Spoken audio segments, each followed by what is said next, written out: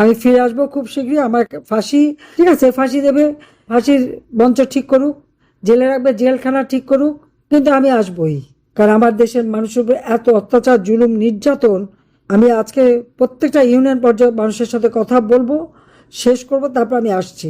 দেখি কার দড়ি কত শক্ত আর কোন জেলে রাখবে আমাকে। আর আমার তো শক্তি জনগণ, আমি জনগণকে বিশ্বাস করি, আর জনগণই আমার একমাত্র শক্তি, আর কেউ না। আমাদের কোনো প্রভু নাই। দেশকে ভালোবাসি, দেশের মানুষকে ভালোবাসে, রাজনীতি করি। বাবা মা ভাই সব হারিয়েছি, কাজে হারাবারও আর কিছু নেই। আর ঢাকা শহরে বাড়িঘর আমার নাইও, ও নিয়ে চিন্তাও নাই। যার কিছু থাকে না তার হারাবারও ভয় নাই, কিন্তু আছে দেশের মানুষের ভালোবাসা, ওটাই আমার সম্পদ। আমি দেশের মানুষকে ভালোবাসি, মানুষের ভালোবাসা আমি পেয়েছি। সেই সম্পদ নিয়ে আমি দেশে ফিরবো এবং দেশের মানুষের পাশে দাঁড়াবো।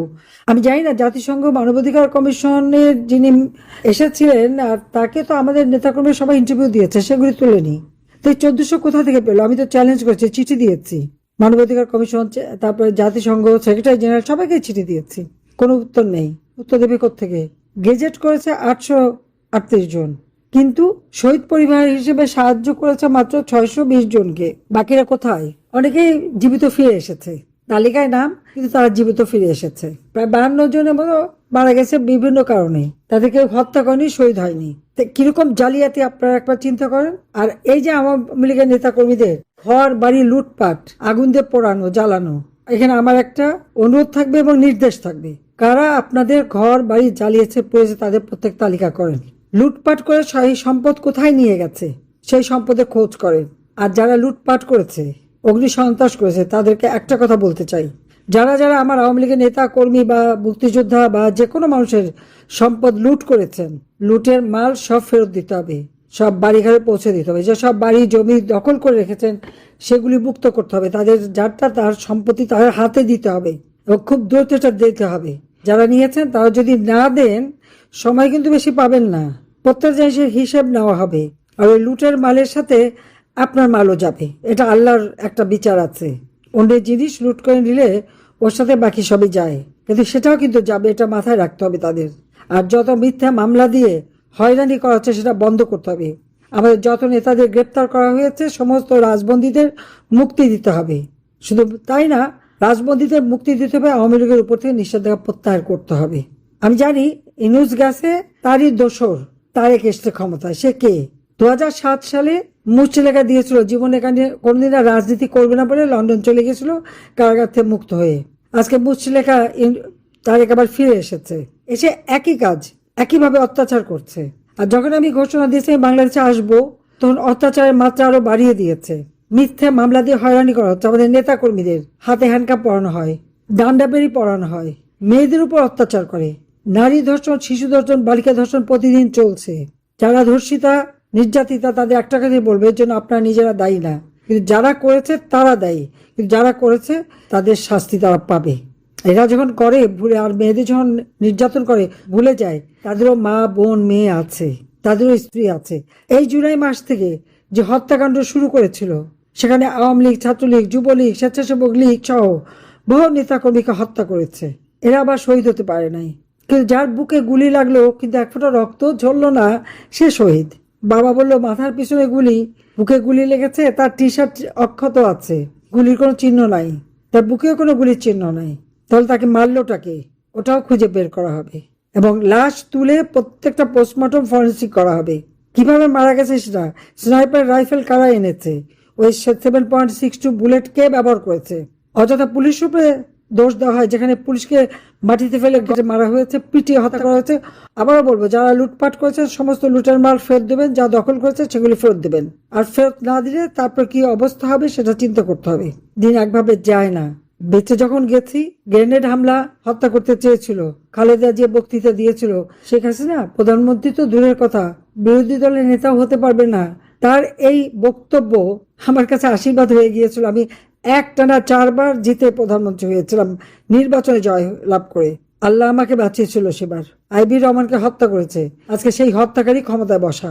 অস্ত্র চোরা কারবারির সাথে জড়িত 10 ট্রাক অস্ত্র ধরা পড়ে, যে পুলিশ ধরে তাদেরকে মারে অত্যাচার করে, সেই অস্ত্র চোরা কারবারিও আজকে ক্ষমতায়। এটাই হলো বাংলাদেশের ক্ষমতায় এসে একটু পরিবর্তন নেই, তারা আরো দ্বিগুণ ভাবে আওয়ামী লীগের নেতা কর্মীর উপর অত্যাচার নির্যাতন শুরু করেছে।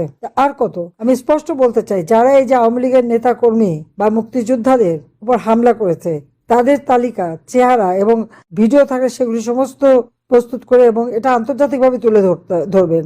পাশাপাশি যত মালপত্র লুট করেছে, লুট করে নিল কোথায়, রাখলো কোথায়, বাংলাদেশেই তো রাখতে হয়েছে, পাকিস্তানে তো পাঠাতে তো পারেনি।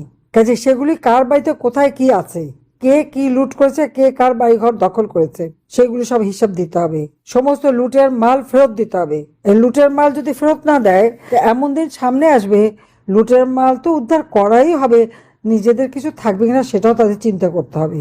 কারণ ওই লুটেরাদের আল্লাহ তাআলাও ক্ষমা করবে না, এটা তাদের মনে রাখতে হবে। এখন ক্ষমতা পেয়ে মনে করছে পৃথিবীটা যেন একটা কমলা লেবু হয়ে গেছে, ওনারা কোয়াচিয়ে চেয়ে খেয়ে নিচ্ছেন, হজম হবে না, এটা আমি স্পষ্ট বলে দিচ্ছি। আমাদের তো হারাবার কিছু নেই, বাবা মা ভাই সব হারিয়েছি। এই বাংলাদেশের মানুষের জন্য দিন রাত অক্লান্ত পরিশ্রম করেছি, বাংলাদেশকে উন্নয়নশীল দেশের মর্যাদায় উন্নীত করে দিয়েছি। এই উন্নীত করতে পেরেছি, এটাই কি অপরাধ হয়ে গেল? ইউনূস ক্ষমতা এসে সব অর্জন ধ্বংস করলো কেন? সে যোগ্যতা নাই। ওই গরিবের টাকা লুট খেতে পারে, সুদ খেয়ে পেট ভরতে পারে না, মানুষকে কিছু দিতে পারে না, দেশের জন্য কোনো কাজ করতে পারে, ওই টাকা পয়সাটা চেনে।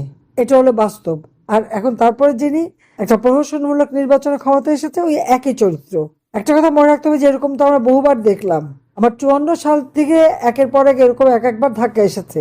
আওয়ামী লীগকে ভাঙার চেষ্টা, আওয়ামী লীগকে খতম করার চেষ্টা কে না করেছে, কিন্তু আওয়ামী লীগ জনগণের কল্যাণে, জনগণের স্বার্থে, জনগণের দ্বারা প্রতিষ্ঠিত সংগঠন, অবৈধভাবে ক্ষমতার দখলকারী পকেট থেকে বের হওয়া সংগঠন না। আওয়ামী লীগের শিকড় বাংলার মাটিতে অনেক অনেক শক্ত মজুদ, অনেক নিচে প্রথিত।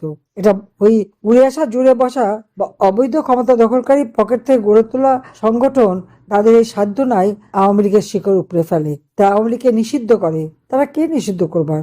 তাদের কি অধিকার আছে? সংবিধান লঙ্ঘন করে ক্ষমতা দখল করে সে আওয়ামী লীগকে নিষিদ্ধ করে, যে আওয়ামী লীগ জনগণের ভোটে নির্বাচিত।